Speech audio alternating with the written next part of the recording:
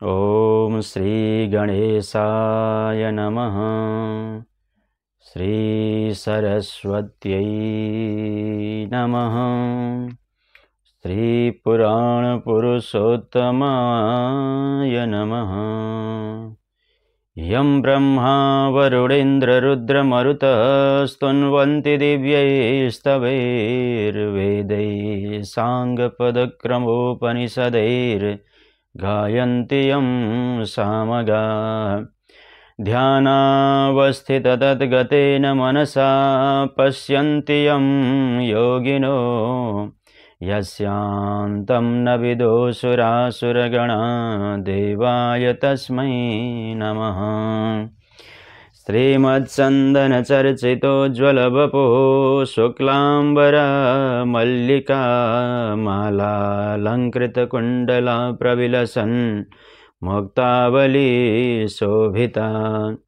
सर्वज्ञाननिदानपुस्तकधरा रुद्राक्षमालाकरा वाग्देवी वदनाम्बुजे वसतु मे त्रैलोक्यमाता चिरम्। मूकं करोति वाचालं पङ्गुं लङ्घयते गिरिं यत्कृपातमहं वन्दे परमानन्दमाधवम्। नमो भगवते तस्मै व्यासायामिततेजसे यस्य प्रसादाद् वक्ष्यामि नारायणकथामिमाम्। नारायणं नमस्कृत्य नरं चैव नरोत्तमं देवीं सरस्वतीं व्यासं ततो जयमुदीरयेत्। नमस्तेऽस्तु जगन्मातः स्वस्थानि सर्वमङ्गले तव प्रसादाद् देवेशि कथा पूर्ण भवेन् मम। श्रोतृवृन्द, देश तथा विदेशबाट प्रत्यक्ष निरन्तर रूपमा श्री स्वस्थानी परमेश्वरी को व्रत कथालाई श्रवण गरिरहनुहुने सम्पूर्ण भक्त सज्जन स्वागत गर्दै आउनुहोस्। हामीले नित्यप्रति हजुरहरूलाई श्री स्वस्थानी परमेश्वरीको व्रत कथा श्रवण गराइरहेका छौँ। यस क्रममा हामीले हिजोसम्म 19 अध्यायसम्मको कथालाई श्रवण गराएका थियौँ भने आज 20वां अध्यायमा के कस्ता कथाहरू रहेका छन्, यी कथाहरू हामी बडो आनन्दका साथमा श्रवण गर्नेछौँ। हजुरहरू बडो आनन्दका साथमा कथा प्रसङ्गलाई श्रवण गर्नुहुनेछ। निवेदन गर्दै आउनुहोस्। अब प्रारम्भ गरौँ। विंशोत्सवः। कुमारजी आज्ञा गर्नुहुन्छ, ही अगस्त्य मुनि, गोमा ब्राह्मणीले भिक्षुको रूप श्री महादेवको श्राप पाई चिन्ताले आकुल भई रोइरहिन्। तहाँ उपरान्त गङ्गामा स्नान गर्न गएका शिवभट्ट ब्राह्मण सती ब्राह्मणीले स्नान गरी हरिहरको पूजा गरी सुवर्णादि नाना द्रव्य दान गरी घर फिर्दा गोमा ब्राह्मणी रोइरहेकी देखी, हे पुत्री, किन रोइरहेकी, के दुःख भयो भनी सोधेर गोमाले भिक्षुको रूप श्री महादेवले भिक्षा माग्न आएका कुरा, भिक्षामा अक्षता मागेका कुरा र श्राप दिई गएका कुराको वृत्तान्त कहिन्। गोमाका यति कुरा सुनि शिवभट्ट सती भन्दछन्, हे पुत्री, के ती श्री महादेव होलान् र तिनले दिएको श्राप लाग्छ होला र?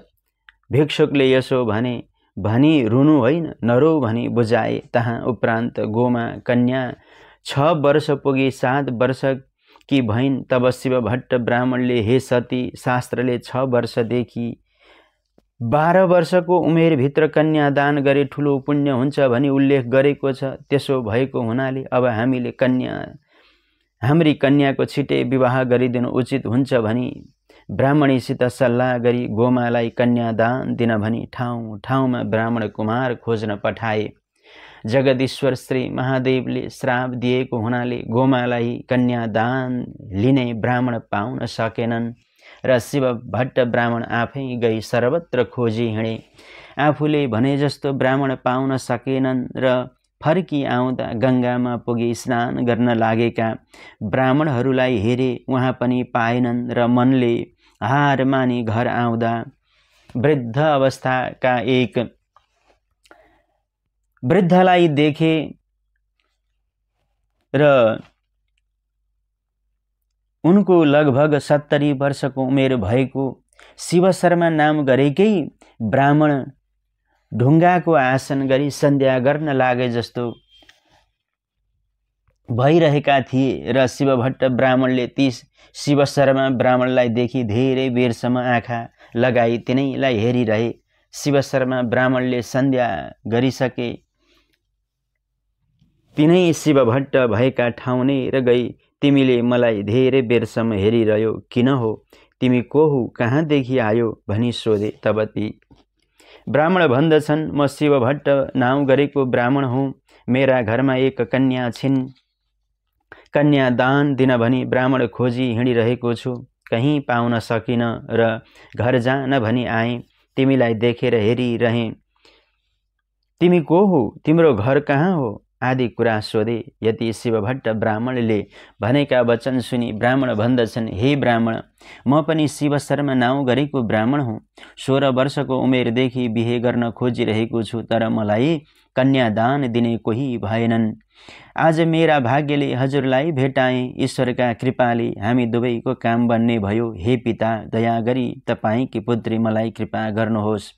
सहस्र बिन्ती छ। ब्राह्मण भइयो उमेर भयो र पनि अझ मेरो विवाह भएको छैन।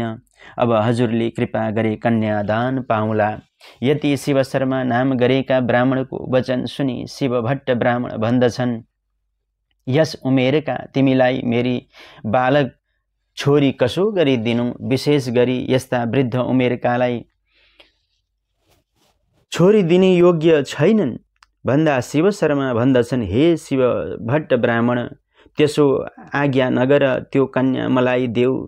तिमीले मलाई तिम्री छोरी कन्या दिएनौ भने म आत्महत्या गरी मरौँला। शिव शर्मा ब्राह्मणले यस्ता कुरा गरेको सुनि शिव भट्ट ब्राह्मण मनमनै भन्दछन्, अब ब्रह्महत्या लिउँ कि कन्यादान यिनलाई दिउँ? कन्या नदिए आत्महत्या गरी मर्ने छ। ब्राह्मण भई ब्रह्महत्या कसो गरी लिनु? छोरीको कर्ममा यस्तै लेखेको रहेछ, म के गरौँ? उस दिन श्राप गरी जाने भिक्षुक रूप श्री महादेव रहेछन्। उनको श्राप अन्यथा गर्न इन्द्रले पनि सक्दैनन्, रावणले पनि सकेनथ्यो। म जस्ताले कसो गरी सकौँला भन्ने यस्तो विचार गरे। चिन्ताले आकुल भई शिव शर्मा ब्राह्मणलाई सँगमा लिए घर गए। सती ब्राह्मणीले शिव शर्मा ब्राह्मणलाई साथमा लिई आफ्ना स्वामी घर आएको देखी, हे स्वामी, कसलाई लिई आउनुभयो भनी सोधिन्। शिव भट्ट ब्राह्मण भन्दछन्, हे स्त्री, यिनी शिव शर्मा नाम गरेका ब्राह्मण हुन्। गोमा कन्यादान दिन सारा ठाउँ खोजी हिँडे, कहीँ पाउन सकिन र घर जाउँ भनी आउँदा यी ब्राह्मण गङ्गाका तीरमा बसी सन्ध्या गर्न लागेका रहेछन्। मलाई आएको देखेर सन्ध्या गरिसकेको भए ठाउँमा आई, को हो? कहाँदेखि आयो? भनी सोधे। मैले ब्राह्मण हुँ, मेरा घरमा एक कन्या छिन्। कन्यादान दिन ब्राह्मण खोजी हिँडेको, कहीँ पाउन सकिन र घर जान आएँ। तिमी को हो? भनी मैले सोधेँ। यिनले म पनि ब्राह्मण हुँ, 16 वर्षका उमेरदेखि कसैले दिए कन्यादान लिउँ भनी हिँडेको, मलाई कन्यादान दिने कोही भएनन्। आज मेरा भाग्यले हजुरलाई भेटाएँ। हजुरकी पुत्री मलाई कन्यादान दिनुहोस् भने मैले, हे शिव शर्मा ब्राह्मण, यस उमेरका वृद्ध तिमीलाई बालक छोरी, कन्या छोरी, पुत्री कसो गरी दिउँ? विशेष तिमी यस्ता वृद्धावस्थाका व्यक्तिलाई मैले मेरी अत्यन्त कोमल, अत्यन्त सुन्दरी मेरी छोरी कसरी प्रदान गरौँ?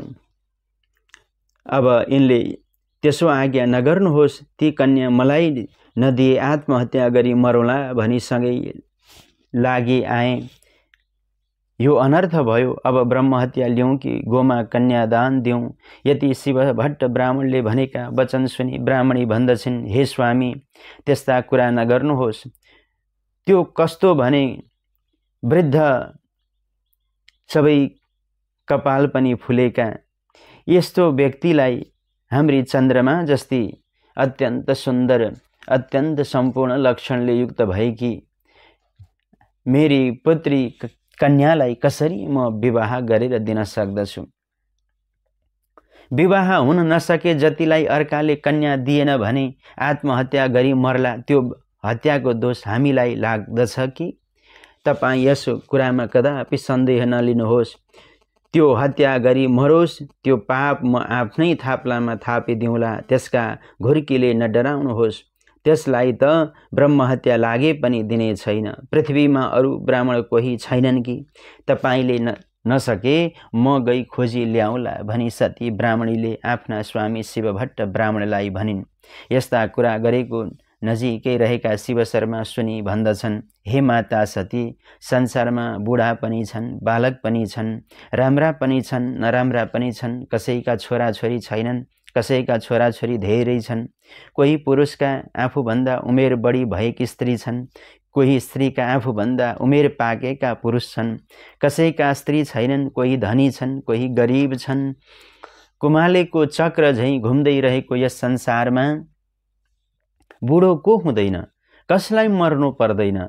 यस अर्थले ती कन्या मलाई दिनुहोस्, नदिए हजुरहरू दुवैलाई श्राप दिई प्राण त्याग गरौँला भनी आफ्नो प्राण वायुलाई ब्रह्माण्डमा पुर्याए। मर्न तयार भएर अब दिनुहुन्छ कि दिनुहुन्न भने तब शिवभट्ट ब्राह्मण डराई भने, हे शिव शर्मा ब्राह्मण, त्यसो नगर, पुत्री तिमीलाई दिन्छु भनी बुझाई गुडा धोई माथि लगे। सती ब्राह्मणीले नमान्दा शिवभट्ट ब्राह्मणले बुझाउन लागे, हे स्त्री, उस दिन श्राप दिई जाने भिक्षुक रूप श्री महादेव रहेछन्। अब 33 कोटी देवता हाम्रा सहाय भए आए पनि श्राप उल्लङ्घन गर्न सक्ने छैनन्। दैवले यस्तै गरी ल्यायो, अब यिनैलाई गोमा कन्यादान दिउँ। ढिपी नगर, सामग्री तयार गर भने। तब सती ब्राह्मणीले मनमा बहुतै शोक गर्न लागिन्। अहो आश्चर्य, बुढाको र बालिकाको विवाह भएको देख्नु पर्यो। निर्विवेकी विधाताले मेरी पुत्रीका ललाटमा कस्तो लेखेको रहेछ। न्वारणका दिन ब्राह्मणहरूले त्यो बालिका भाग्यमानी हुनेछ, सम्पूर्ण लोकले मान्नेछन् भन्थे, त्यो पनि मिथ्या रहेछ।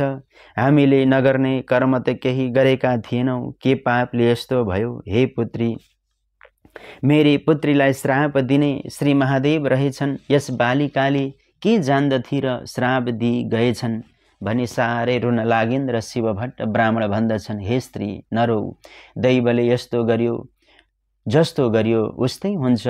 शिव शर्मा ब्राह्मणलाई खानपान दिई सुत्ने ठाउँ खटाइदेऊ, विषाद नगर भने।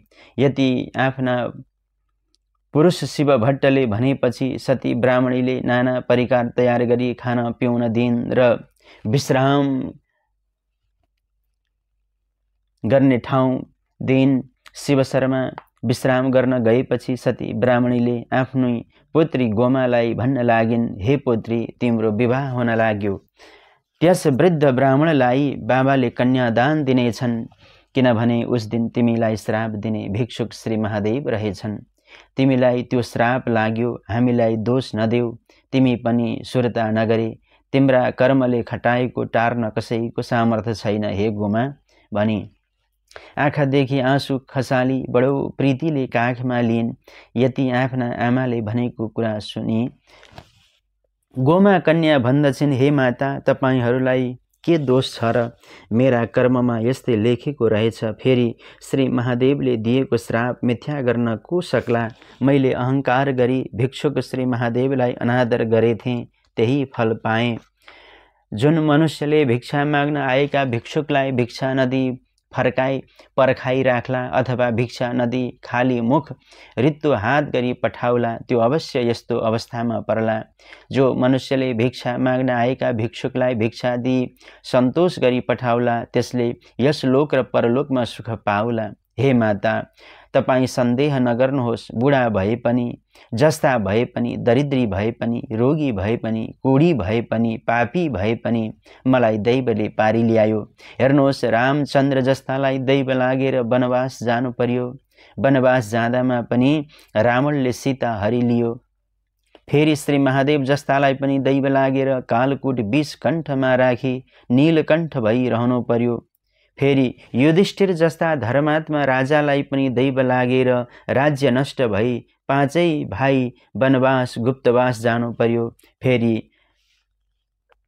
रजो धर्म भएकी बेलामा द्रौपदीलाई दैव लागेर दुशासनले बेइज्जत गर्यो। फेरि बलि राजा जस्ता दातालाई पनि दैव लागेर पातालमा बस्नु पर्यो। त्यसै गरी कृष्णको जस्तो सामर्थ्य कसको थियो र? तिनलाई पनि दैव लागेर आफ्नै सामुन्ने आफ्ना नाति अनिरुद्धलाई बाणासुरले नाग पासले बाँधेको र 56 कोटी यदुवंशी नाश भएको देख्नु पर्यो। फेरि यस ब्रह्माण्ड संसारमा सम्पूर्ण मनुष्य, कीट पतंग, राक्षस इत्यादि जति जीवात्मा छन् सब सृष्टि गरिरहेका ब्रह्मालाई पनि दैव लागेर आफ्नो शिर कटाइरहनु पर्यो। फेरि देवताका राजा इन्द्रलाई दैव लागेर राज्य छाडी भाग्नु पर्यो। हे माता, दैवको गति उल्लङ्घन गर्न कोही सक्दैनन्। पूर्व जन्ममा आफूले गरी आएका कर्मको फल भोग्नै पर्दछ। हेर्नुहोस्, जस्तै घडाली जतिसुकै धेरै पानी भएको समुद्रमा डुबाए पनि जल घडाभरि मात्र आउँछ, त्यस्तै आफ्ना निधारमा लेखेको मात्र हुन्छ। सन्देह नगर्नुहोस्। तपाईले दिएको ठाउँमा म खुसीसित जाउँला भनी आफ्नी छोरी गोमाले यस्ता कुरा गरेको सुनि सती ब्राह्मणी खुसी भइन् र भन्छन्, हे पुत्री, तिमी धन्य रहेछौ। यस्तो बालक अवस्थामा पनि यस्ता ज्ञानका कुरा गर्ने भनी रातभरि 2 आमा छोरी त्यस्तै कुरा गरिरहे। भोलिपल्ट उज्यालो भयो र शिवभट्ट ब्राह्मणले नाउ डाक्न पठाई शिवशर्मा ब्राह्मणको कपाल खौरन, दारी बनाउन, गोडाका नङ कटाए र मन परेको खाना लाउन दिए। त्यहीँ राखे। शिवशर्मा ब्राह्मण पनि भने जस्तो खाना लाउन पाउँदा अत्यन्त हृष्टपुष्ट भए। तहाँ उपरान्त शिवभट्ट ब्राह्मणले आफ्ना गुरु पुरोहित कहाँ गई लग्न ठहर्याई कन्यादानको सामग्री तयार गरी नाना मङ्गल यात्रा गरी आफ्ना सामर्थ्य र मर्यादाले गोमा कन्यालाई हीरा मोती माणिक्य रत्नादि नाना वस्त्र अलङ्कार पहिराइदिए। गोमाले पनि हातमा फूलको माला लिई शिवशर्मा ब्राह्मणका गलामा लगाई प्रणाम गरिन्। शिवभट्ट र सतीले पनि कुश जल फूल लिई शिवशर्मा ब्राह्मणलाई कन्यादान दिए। कन्यादान गरिसकी शिवभट्ट ब्राह्मणले ब्राह्मणहरूलाई श्रद्धापूर्वक दक्षिणादि भोजन गराए र आफ्ना आफ्ना घरमा जान बिदा दिए। गोमा ब्राह्मणीले पनि शिवशर्मा ब्राह्मणलाई बहुत प्रीतिले सेवा गरिन्, इच्छासित अत्यन्त आनन्दपूर्वक राखिन्। हे अगस्त्य मुनि, जसले यो गोमाका अमृत धारा रूपी धर्मका वचनका कथालाई श्रवण गर्दछ, यो कथा प्रसङ्गलाई जसले सुन्दछ वा पाठ गर्दछ, त्यसको मति सदा भगवत प्रीतिमा लागिरहन्छ र उसका मनमा रहेका शोकहरू, चिन्ताहरू बिस्तारै बिस्तारै सबै हट्दै जान्दछन्। जय जय श्री स्कंद पुराणे केदारखण्डे माघ माहात्म्ये कुमार अगस्त्य संवादे गोमा कन्यादानम नाम विंशोत्सव। यसरी हामीले नित्यप्रति श्री स्वस्थानी व्रत कथा अन्तर्गत रहेर एक एक अध्यायको कथालाई श्रवण गरिरहेका छौँ र यहाँहरूले यस मेरो मनोज खतिवडा युट्युब च्यानलका माध्यमबाट प्रत्येक दिन कथालाई श्रवण गरिरहनु भएको छ। यो कथालाई श्रवण गरेर हजुरहरूले यो च्यानललाई सब्स्क्राइब गर्नुभएको छैन भने अवश्य पनि यो च्यानललाई सब्स्क्राइब गरेर हौसला ऊर्जा अझै थपिदिनुहुन्छ र यस कार्यका निमित्त हजुरहरू अझै सहयोगी बन्नुहुन्छ भन्ने कुराको निवेदन गर्दै आजको यो सत्रलाई यही विश्राम र भोलि 21वां अध्यायमा के कस्ता प्रसङ्गहरू रहेका छन् त्यो विषयमा हजुरहरूले कथा प्रसङ्ग अवश्य पनि श्रवण गर्नुहुनेछ भन्दै म आफ्नो वाणीलाई यही विश्राम दिन लागिरहेको छु। यहाँहरूको दिन मङ्गलमय बनोस्। स्वस्थानी भगवतीका कृपाद्वारा सम्पूर्ण सदिच्छाहरू मनोकामनाहरू पूर्ण रहन् र सुख शान्ति समृद्धि छाइरहोस् भन्ने यिनै शुभेच्छाका साथसाथमा म आफ्नो वाणीलाई विश्राम दिन लागिरहेको छु। अस्तु।